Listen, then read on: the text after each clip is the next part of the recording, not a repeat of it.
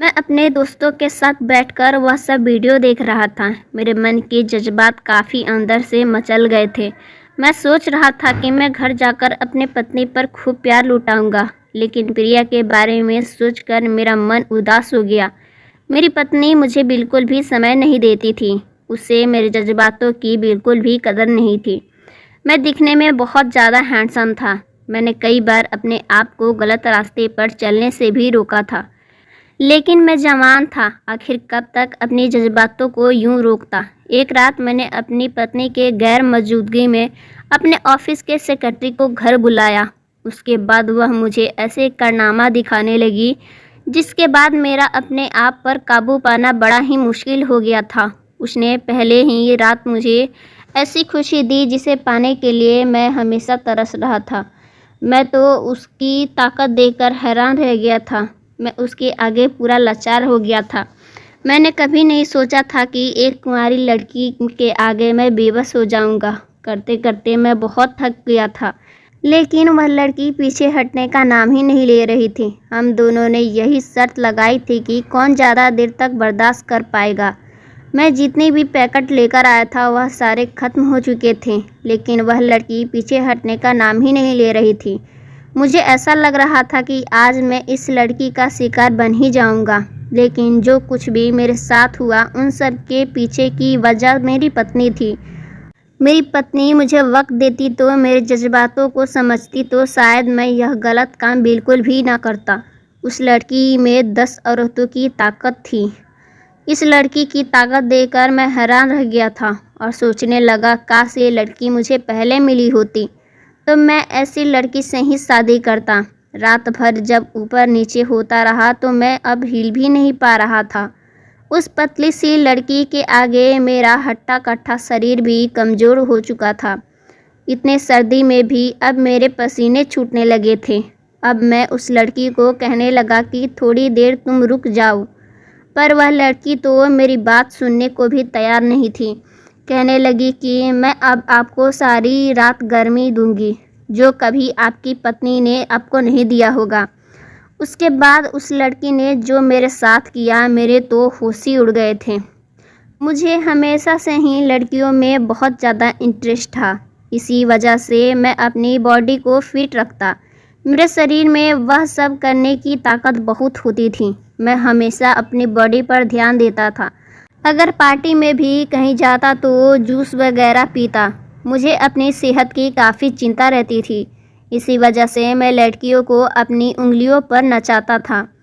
जो भी लड़की मुझे देखती तो वह मेरी दीवानी हो जाती। मैं बहुत ही अमीर ख़ानदान से था। मेरा नाम रवि है और मेरी उम्र 24 साल है। 20 साल की उम्र से ही मेरी लड़कियों में ज़्यादा इंटरेस्ट हो गया था। मैं हमेशा अपने चेहरे का अच्छे से ध्यान रखता था, क्योंकि खूबसूरती और बॉडी से ही तो लड़कियां मुझ पर फिदा होती थीं। वैसे तो मैं खानदानी हूँ। मैं लड़कियों को घुमाता फिराता और उन पर पैसे लुटाता था और अपनी इच्छा भी पूरी करवाता था। लड़कियां भी उसमें पूरी तरह भागीदारी होती थी। ऐसा नहीं था कि मैं उनके साथ जोर ज़बरदस्ती करता था। वह भी खुशी खुशी अपनी ज़रूरत को पूरा करती और उन्हें अच्छे खासे पैसे मिल जाते थे। यूँ ही हम अपनी ज़िंदगी गुजार रहे थे। मुझे अपनी ज़िंदगी में कोई चिंता नहीं थी। मैं हमेशा सुंदर लड़की को ही अपना निशाना बनाता था। मुझे अपनी ज़िंदगी बड़ी हसीन लग रही थी। दिन में लड़कियों को शॉपिंग कराता, उसकी ज़रूरतों को पूरा करता और रात को मैं अपनी ज़रूरत उसके साथ पूरा करता। मैं काफ़ी हट्टा कट्टा था, जिसकी वजह से सारी लड़कियां मेरी ताकत को ज़्यादा झेल नहीं पाती थी। इसी वजह से मैं रोज़ दिन लड़कियां चेंज करता रहता था। मैं अपनी ज़िंदगी में खूब मज़े कर रहा था। मेरे दोस्त अक्सर मुझसे कहते कि अक्सर ज़िंदगी में मज़े तो तू ले रहा है। हम तो शादी कर चुके हैं और हमारी पत्नियां तो ज़्यादातर वक्त किचन में ही बिताती हैं। इन सब बातों को सुनकर मैं अपने दोस्त से कहा कि इसी वजह से तो मैं शादी नहीं कर रहा हूँ। मैं ऐसे ही अपनी ज़िंदगी बिताऊँगा। लेकिन मेरे माता पिता का एक कारोबार बिजनेस था। जब मैं 24 साल का हुआ तो मेरी मम्मी पापा ने मिलकर मुझे यह कहा कि मैं अपने ऑफिस के लिए जाऊं और पापा का कारोबार देखूं। मैंने उनके लिए मना कर दिया, लेकिन मेरे माँ बाप ने कहा अगर तुम बिजनेस नहीं संभालोगे तो कल से खुद अपने खर्चे उठाओगे। मुझे लगा मम्मी पापा मुझसे मजाक कर रहे हैं। इसी वजह से दूसरे दिन बाहर जाने लगा और जब बाहर जाकर अपना पर्स देखा तो उसमें पैसे नहीं थे और एटीएम कार्ड वगैरह पापा ने बंद करा दिया था। मैं माँ को मनाने की बहुत कोशिश की, लेकिन माँ ने कहा कि अपने पापा की बात मान लो, तेरे लिए वही बेहतर होगा। मैं घर से गुस्से में निकल गया। मेरे पास पैसे नहीं थे, अगर पैसे नहीं तो फिर कोई लड़की पास नहीं आएगी, इसलिए मैंने सोचा कि ऑफिस जाना ही बेहतर रहेगा। जब मैं दिन रात एक करके ऑफिस संभालने लगा, अब मेरे जो ऐसे आराम थे वह सब बंद हो गए थे, क्योंकि मुझे ज़्यादा से ज़्यादा वक्त ऑफिस में बिताना पड़ता था। अब धीरे धीरे माँ बाप ने मेरे लिए एक लड़की ढूंढ ली थी और उसके साथ मेरा रिश्ता पक्का कर दिया। लेकिन मैंने अपने माँ बाप से कह दिया कि इस लड़की से मैं शादी बिल्कुल नहीं करूँगा, क्योंकि वह लड़की तो गांव की एक भोली भाली सी थी। दिखने में बहुत ही सुंदर थी, लेकिन वह इतनी पढ़ी लिखी नहीं थी। माता पिता कहने लगे कि यह नाना के दोस्त की पोती है। अब तेरा नाना चाहते हैं कि तेरी शादी इसी लड़की से हो। अगर तूने हमारे इस बात को इनकार किया तो हम ऑफिस की सारी प्रॉपर्टी डोनेट कर देंगे और फिर तू हमेशा उम्र भर ऐसे ही रहेगा। माँ बाप की इस सारे धमकियों को सुनकर मेरे सर पे पसीने छूटने लगे। अब मेरे पास बचने की कोई रास्ता नहीं था, क्योंकि मैं अपने माँ बाप की इकलौता बेटा था। इसी वजह से हार मानकर मैंने शादी कर ली। एक हफ्ते के बाद बड़ी ही धूमधाम से इस लड़की से मेरी शादी हो गई। उस लड़की का नाम मंजरी था। सुहागरात की रात समय कमरे में दाखिल हुआ तो वह लड़की बड़ी ही बेचैन लग रही थी। उस लड़की की खूबसूरती देखकर मैं उस पर फिदा हो चुका था। उसी वजह से मैंने तुरंत लाइट बंद कर दी, अपनी ताकत दिखानी शुरू कर दी। वो लड़की मेरे आगे बेबस हो चुकी थी। मैंने पूरी अंधे घटे तक उससे प्यार किया था, लेकिन मेरे अंदर की चाहत बहुत थी। मैं चाहता था कि मैं पूरे 2 घंटे तक अपनी इच्छाओं को पूरा करूं। इसी तरह सुहागरात की गुजर गई। फिर दूसरे दिन जब मैं उठा तो वह मेरे बगल में बिल्कुल नहीं थी। मेरा बहुत मन हो रहा था, लेकिन फिर मैंने देखा कि माँ कमरे में आई और मुझे कहने लगी, अभी तुम जल्दी उठ जाओ, तुम्हारी बीबी किचन में हम सब के लिए नाश्ता बना रही है। माँ के जाने के बाद मैंने मन में ही सोचने लगा, यहाँ मेरी ज़रूरत पूरी नहीं हुई, और वह किचन में जाकर नाश्ता बनाने बैठ गई। मैंने सोचा चलो नाश्ता बनाने के बाद मैं 3 घंटे उस पर प्यार लुटाऊंगा। मैं नाश्ते की टेबल पर आकर बैठ गया। नाश्ते की टेबल पर बैठते ही मैंने देखा कि मंजरी ने बहुत ही स्वादिष्ट खाना पकाया था। उन सब को देखकर मम्मी पापा मंजरी की तारीफ़ करने लगे। जब मैं वह खाना खाकर देखा तो काफ़ी स्वादिष्ट खाना था। खाना खाने के बाद मंजरी को बहाने से कमरे में चलने को कहा, लेकिन तभी माँ मुझसे कहने लगी, आज इसकी मुँह दिखाई की रस्म है, इसके बाद घर की कुछ रस्में हैं, उसके बाद ही मंजरी फ्री हो पाएगी। माँ की बातें को सुनकर मुझे अंदर ही अंदर गुस्सा आने लगा, लेकिन मैंने अपने गुस्से पर काबू किया हुआ था। चुपचाप कमरे में जाकर लेट गया। पूरे 5 घंटे तक मंजरी वापस नहीं आई और इंतज़ार करते हुए मैं कब सो गया मुझे कुछ मालूम ही नहीं था। जब मैं उठा तो देखा कि शाम के 7 बज गए थे और मेरे बगल में ही मंजरी लेटी हुई थी। मंजरी को देखकर मेरे चेहरे पर मुस्कान आ गई और बढ़ती ही जा रही थी। मेरा बहुत ज़्यादा मन हो रहा था, लेकिन मेरी पत्नी को बिल्कुल भी मेरी चिंता नहीं थी।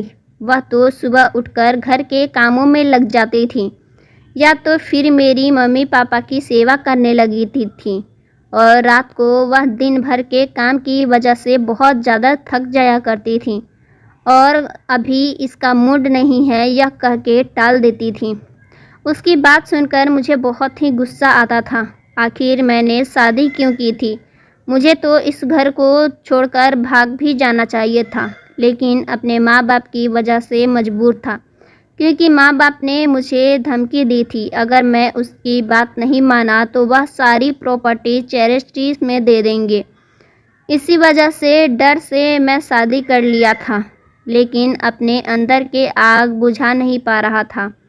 मुझे अपने दोस्तों की बात याद आने लगी थी कि शादी के बाद उनकी पत्नी अभी उन्हें वक्त बिल्कुल भी नहीं देती हैं। मुझे मेरे हालत अपने दोस्तों के जैसे लगने लगी थी। अब मैं हमेशा ही ऑफिस में ज़्यादा टाइम देने लगा था। ऑफिस में काम ज़्यादा बढ़ने की वजह से मैं घर पे भी रात को काफ़ी लेट से आया करता था। काम ज़्यादा बढ़ने की वजह से मैं ऑफिस में एक सेक्रेटरी रख ली थी। वह लड़की थी जो दिखने में दूध की तरह सफ़ेद थी। उसे देखकर मेरे जज्बात उभरने लगते थे। वह भी काम के बहाने मेरे करीब आने लगती थी। मेरी इतनी करीब आ जाती कि मेरे दिल की धड़कन तेज हो जाती थी। मुझे उसकी सूरत काफ़ी मनमोहिनी लग रही थी और पत्नी की तरफ जाना भूल चुका था। अब मुझे वह लड़की बहुत ही पसंद आने लगी थी। उस लड़की को देखकर मेरे तन बदन में आग लग जाता था। एक दिन मेरे माता पिता मेरे रिश्तेदार की शादी में गए हुए थे। घर वाले ने मुझे भी कहा कि चलो साथ में। मैंने कहा कि मुझे ऑफिस में बहुत काम है, इसी वजह से मैं जा नहीं पाऊँगा। आप तीनों मिलकर चले जाएं, मैं घर पर अकेला रह लूँगा। रात को मैं उस लड़की को अपने घर पे लेकर आ गया। वह लड़की कमरे में आई तो मैंने कहा तुम बिस्तर पे बैठो, मैं तुम्हारे लिए जूस लेकर आता हूँ। उस लड़की को देखकर मेरे होश उड़ गए क्योंकि उसने बहुत सुंदर नाटी पहनी हुई थी, जिसे देखकर मैंने तुरंत वह गिलास टेबल पे रख दिया और उसके करीब हो गया। उस लड़की मेरे जज्बातों को समझ चुकी थी और फिर उसने तुरंत मुझे बिस्तर पर लेटा दिया। वह सब करना शुरू कर दिया। फिर पूरे 1 घंटे तक प्यार लुटाती रही और सुबह हुई तो वह अपने घर चली गई। अगले दिन जब हम ऑफिस गए तो उस लड़की ने मुझे कहा अब तुम मुझे पसंद आ गए हो, मैं तुमसे शादी करना चाहती हूँ। मैंने कहा कि मैं तुमसे शादी नहीं करना चाहता, मैं शादीशुदा हूँ। तो अचानक उसने एक वीडियो निकालकर मुझे दिखा दी और कहा कि अगर तुमने मुझसे शादी नहीं की तो यह वीडियो मैं तुम्हारे घर वालों को दिखा दूँगी, क्योंकि यह वीडियो वही थी जो रात में हम दोनों ने मिलकर वह सब किया था। मैंने कहा इसके बदले तुम्हें जो चाहिए तुम्हें मैं दे दूँगा, लेकिन मैं तुमसे शादी नहीं कर सकता। पहले तो उसने नाना किया, फिर बाद में बोली ठीक है, मुझे एक फ्लैट और 5 लाख रुपए चाहिए। अगर मेरी बात नहीं मानी तो यह वीडियो तुम्हारे घर वालों को दिखा दूंगी। उसकी बात से मैं पूरी तरह डर गया था कि मेरे घर वालों को पता चला तो वह मुझे कहीं का नहीं छोड़ेंगे।